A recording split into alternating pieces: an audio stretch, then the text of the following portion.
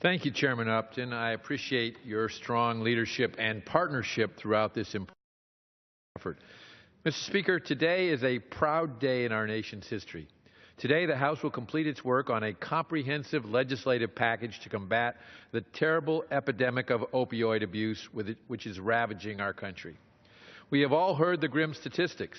129 people die every day from drug overdose.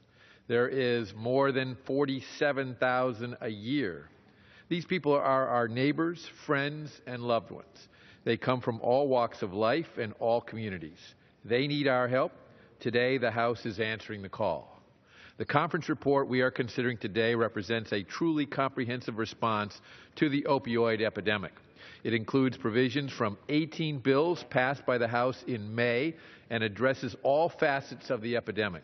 It permits the government to make grants for purposes of prevention, treatment, and recovery, overdose reversal through the use of FDA-approved and appropriately labeled drugs and devices, and law enforcement and investigative purposes. Significantly, the conference report preserves the provisions of the Judiciary Committee's flagship bill, H.R. 5046, which passed this House in May by an overwhelming 413-5 vote. This historic legislation, which was sponsored by Crime Subcommittee Chairman Jim Sensenbrenner, creates a comprehensive Justice Department grant program to help states fight opioid addiction. It authorizes $103 million annually over 5 years for the grant program. It directs precious taxpayer dollars responsibly by leveraging and streamlining existing programs and is fully offsetting the legislation in compliance with the House's cut-go proposal. The conference report authorizes this funding for a wide variety of anti-opioid activities, including drug courts, which have proven to be highly successful and which I support. In fact, it's my expectation, Mr.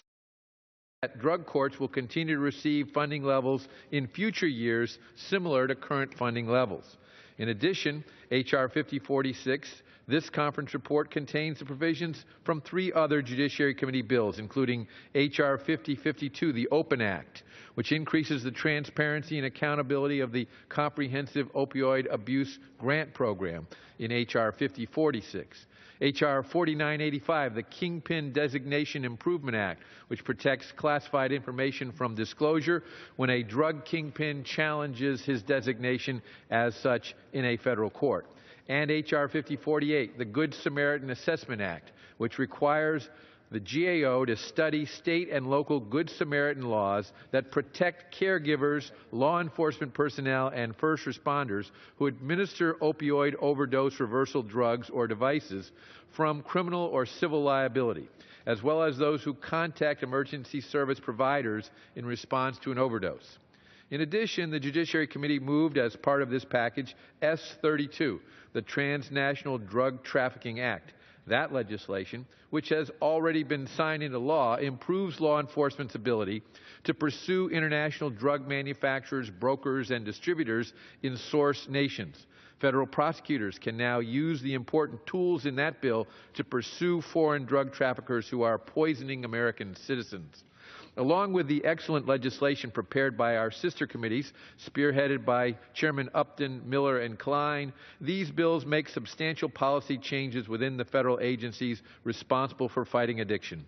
They take real steps to address the opioid epidemic and provide real relief to a real problem affecting real Americans. Members of this body should be proud of these accomplishments. I would like to stress, Mr. Speaker, that opposition to this conference report on the basis of funding misguided. As I stated, this legislation authorizes $103 million just for Justice Department programs. Under the leadership of Chairman Rogers, Culberson, Cole, Crenshaw, and Dent, the House Appropriations Committee has responded admirably to this epidemic by allocating hundreds of millions of dollars in funding for these programs. The CGAS appropriations bill contains $103 million in funding for the DOJ program. The Labor HHS bill, released Wednesday, contains $581 million to address opioid and heroin abuse, which is above even the President's budget request. The Financial Services and General Government bill has funded high-intensity drug trafficking areas and drug-free communities programs at record highs. Nobody can come to this floor and credibly claim that the House is not putting its money where its mouth is.